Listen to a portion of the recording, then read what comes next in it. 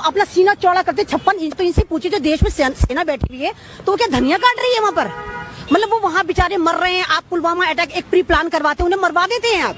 पाकिस्तान का कबूतर यहाँ नहीं आ सकता, आरडीएक्स यहाँ पर आ जाती है। कोई भी बात मोदी जी से पूछो, मोदी हिंदुस्तान में क्या हो रहा है? पाकिस्तान में नॉन मुस्लिम के साथ जुल्म हो रहा है। अबे हिंदुस्तान में क्यों नहीं बताते क्या हो रहा है?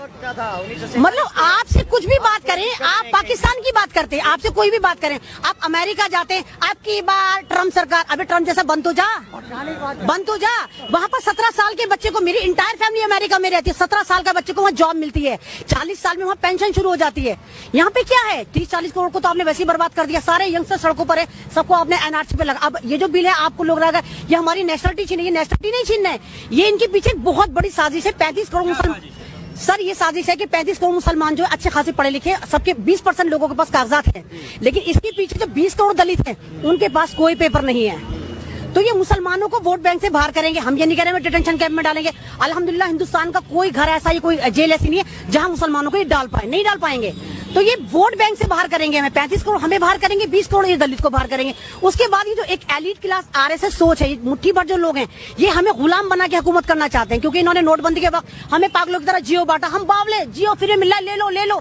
किसी ने दिमाग नहीं लगाया कि जियो के पीछे लॉजिक क्या चल रही थी। जियो के पीछे लॉजिक थी, आपने सबने आधार कार्ड दिए फ्री में अपना, उसके बाद इन्होंने डीमोनेटाइजेशन करा, उसी आधार कार्ड से इन्होंने ब्लैक मनी को व्हाइट कर दिया। ब्लैक मनी कोई बाहर नहीं, अंदर नहीं आई हिंदुस्तान से। हिंदुस्तान की जो इन लोगों के पास ब्लैक मनी थी, इन्होंने उसको व्हाइट करा था, लेकिन ये वाली बात किसी को नहीं पता है। और हम बावले लाइनों में लग रहे थे, मर रहे थे। सर आप उठा के देखिए, आप गूगल पे उठाकर देखिए, मतलब सारा उठा, आप अंबानी की हिस्ट्री उठाकर देखिए, 10 साल पहले क्या था? वो कुछ नहीं था। आज जब हम पूरा देश बर्बाद है तो अंबानी कैसे अमीर हो गया? उसकी जो 2014 में अगर आप उसका टर्नओवर देखें, अगर वो 2 था तो अब 10 है।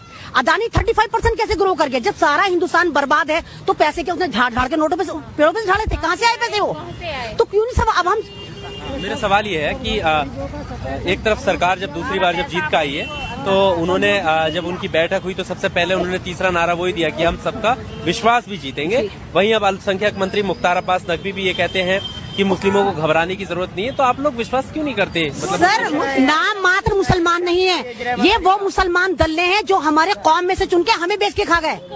आरिफ मोहम्मद खान है जो आसिम मोहम्मद खान का भाई है, कर्नाटक का गवर्नर है, 3 तलाक पर नोटिफाई करके भीख में उसको सीट मिली थी, और आज बैठ के कह रहा है कि नहीं जी एनआरसी आएगी। अरे पहले तू हमारा नाम लौटा, मोहम्मद नाम रखता है, रुस्वा करता है मैं।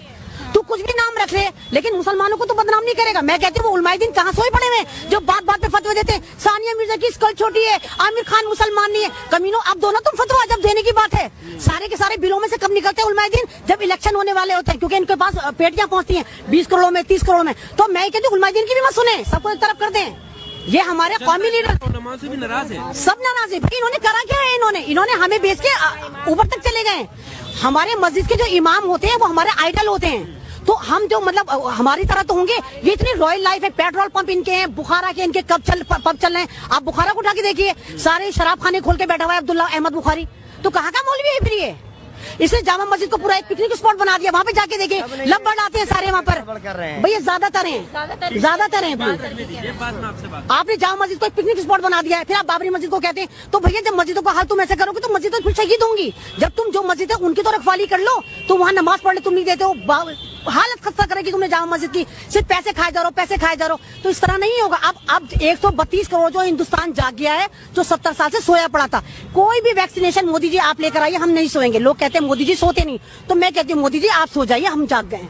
अच्छा एनआरसी को लेकर, क्योंकि यहाँ एनआरसी का नाम भी बहुत है, लेकिन प्रधानमंत्री कह रहे हैं एनआरसी की तो बात ही नहीं हुई है। सर मेन बात यह है, जब व्हाट्सएप यूनिवर्सिटी से कोई पढ़कर आता है ना, तो उसकी इन्फॉर्मेशन ऐसी ही होती है। शाह साहब की इन्फॉर्मेशन और मोदी साहब, ये दोनों होमवर्क तो करके नहीं आते हैं। भाई दोनों पहले आपस में मीटिंग कर ले कि मैं वहाँ जाके ये बोलूंगा, तुम वहाँ जाके वो बोलना। वो रामलीला मैदान में एक समोसा खिला के, पेटी खिला के लोगों से बुलाते एनआरसी नहीं आएगा, हमने चर्चा नहीं करी भाइयों। और वो टकलू शाह पार्लियामेंट में चिल्ला के कह रहा है हम 4 महीने में एनआरसी लगा देंगे, देखते हैं किसमें हिम्मत नहीं है। तो पहले मैं कहती हूँ बावलो, पहले तुम दोनों तो आपस में यूनिटी कर लो, फिर 130 करोड़ को जोड़ना। आप क्रोनोलॉजी उनकी समझी नहीं जो वो समझा रहे थे। सर वो मैंने बता दिया। अब आप एबीवीपी कह रहे हैं, एबीवीपी जैसे जेएनयू में हमला चल रहा है, ये चल रहा है। अब हम कह रहे हैं कि जी वो आरएसएस के दल्ले थे, आरएसएस वाले थे। आप उनका इतिहास उठाकर देखें, वो सारे मिडिल क्लास से हैं, यानी कि यहाँ पर भी दलितों को यूज कर रहे हैं। वो वहाँ पे कोई जितने भी वो हमला कर रहे हैं, कोई एलिट क्लास का तो नहीं है, कोई जनरल कैटेगरी का तो नहीं है, सारे के सारे वो पुअर लोग हैं जिनको पैसों में, यानी कि आप तो डबल फायदा उठा रहे हैं। आप दलितों को बाहर करने के लिए दलितों को ही यूज कर रहे हैं। वो जितने भी एबीवीपी के गुंडे हैं सारे लोअर क्लास ही हैं, कोई ऐसा थोड़ी है कि कोई एलिट क्लास बहुत हायर एजुकेटेड है। तो ये तो बहुत जबरदस्त एक स्ट्रेटेजी प्लान है 2024 के लिए। अरे मोदी जी कहते हैं कि हम भगोड़े थे, तो भैया जितने हम 35 करोड़ हैं कोई नहीं आया। जब आपने हिंदुस्तान में हमारे पे जुल्म करा, यहाँ पर 90% मुस्लिम कन्वर्टेड हैं जो बाई चॉइस हुए हैं। हमें कोई किसी ने जबरदस्ती इंजेक्शन लगा के मुसलमान नहीं करा है। मैं आज बिंदी लगा रही हूँ क्योंकि मोदी जी कहते हैं पहचानेंगे। मैंने लाइफ में कभी बिंदी नहीं लगाई, तो मैं कहती पहचानी, मैं भी बिंदी लगाए हुए हूँ। मैंने लगा रही कि पहचानिए मुझे मैंने लगाया पहचानिए। आप कह रहे हैं पहचानेंगे, तो हम कह रहे हैं हम भी पहचानेंगे।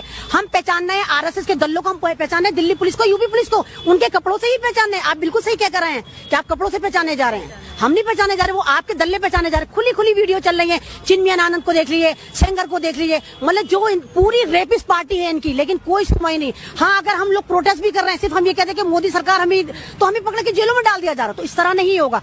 कोई भी हिंदुस्तान की जेल इतनी बड़ी नहीं है जहां पर आप 132 करोड़ लोगों को ठूस दें, और इतनी गोलियां नहीं है आपके पास।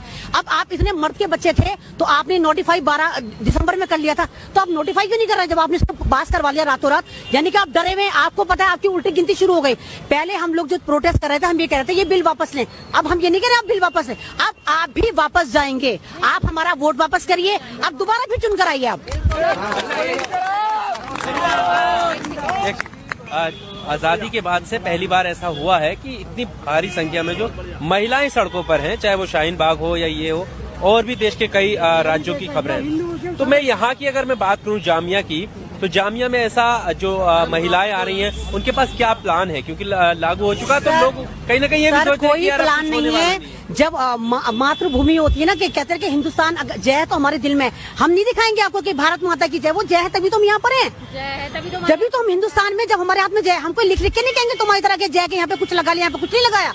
हमारी जय आप कैसे कह सकते हैं? कि ये तो वही वाली बात हो गई, मैं अपनी माँ से कहूँ कि तू प्रूफ कर, मैं तेरी बेटी, वो नहीं प्रूफ करेगी। ये तो अंडरस्टूड है भाई मुझकी। अब आप कह रहे हैं हम एनपीआर लेकर आएंगे, तो कैसे लेकर आएंगे? यानी आप हिंदुस्तानियों से कह रहे हैं बेवकूफो, ये प्रूफ करो कि तुम हिंदुस्तानी हो। तो ये एक पूरा प्लान है, ये जुडिशरी को अमीर करना चाहते हैं। आप लाइन में लगेंगे, जो सो कॉल जितने भी है जुडिशरी वाले, ले भाई 2 लाख ले ले भाई 4 लाख ले भाई बता दे मैं हिंदुस्तानी हूँ।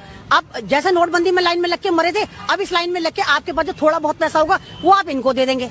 प्रधानमंत्री ने कल एक स्टेटमेंट दिया बंगाल में जाकर, उन्होंने कहा कि जो इसका विरोध कर रहे हैं वो राजनीति कर रहे हैं। तो क्या आपको किसी ने यहाँ भेजा है राजनीति करने? तो सर मैं राजनीति, हाँ चलिए हम राजनीति कर रहे हैं, अपनी कौम के लिए राजनीति कर रहे हैं। हम 132 करोड़ जो हम राजनेता बन गए सब, हमें किसी नेता की नहीं सुननी, हमें किसी नेता की नहीं सुननी। अब हम सब नेता हैं, हम औरतों की, मैं भी एक औरत हूँ, मैं भी एक औरत की आवाज हूँ, मैं कोई पॉलिटिकल लीडर नहीं हूँ। अब मुझे यहाँ पर यहाँ का एक्स एमएलए आसिफ मोहम्मद खान मुझे मारने की धमकियां दे रहा है वो लगातार आज, क्योंकि मैंने सबको बताया यहाँ पर कि आरिफ मोहम्मद खान उसका सगा भाई है, लेकिन वो मानने को तैयार नहीं। जब उसने 2 गधे निकाले यहाँ पर, एक पे शाह को बिठाया, एक पे मोदी को बिठाया, तो मैंने कौन सा गलत कह दिया अपने से? तीसरा गधा और निकाला तो उसने अपने भाई को भी बिठाता ना। तो क्या 3 तलाक, हम तो मस्जिद में 3 तलाकें खेल रहे थे, उसने क्या करा? उसके भाई ने नोटिफाई करके वहाँ भीख में वो गवर्नर बन के बैठ गया।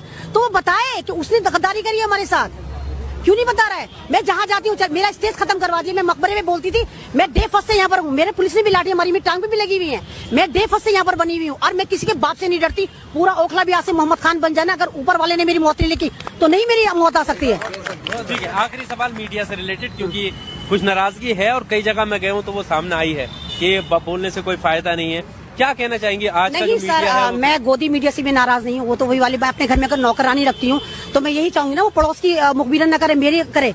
तो वो तो पेडेड है, उनको अंबानी ने खरीद रखा है, तो उनसे भी हम क्या शिकायत करें? लेकिन जैसे आप छोटे छोटे यूट्यूबर हैं, अब ये जिम्मेदारी आपके ऊपर है, आप 130 करोड़ की आवाज बने, जैसे रवीश कुमार बने हुए, जैसे बहुजन समाज बना हुआ है, आप बने आवाज हमारी। आज सबसे ज्यादा इंटरनेट पे यूट्यूब चल रहा है, सारे जो जितने भी नेशनल चैनल है, बस ये चंगासी चंगासी चंगासी कर रहे हैं, कोई नहीं सुन रहा है। आज इस वक्त आप सुने जा रहे हैं, तो आप बने आवाज, आप दिखाएं कि हिंदुस्तान क्या है, क्या हो रहा है 132 करोड़ हिंदुस्तान के साथ दुनिया में। तो आप आवाज बने, क्योंकि जमीर सबके पास होता है, दिल्ली पुलिस के पास भी होगा। रात को सोती होगी, वो भी सोती है कि मैंने कहाँ पे लाठियां भाजी थी, कहाँ पे डंडे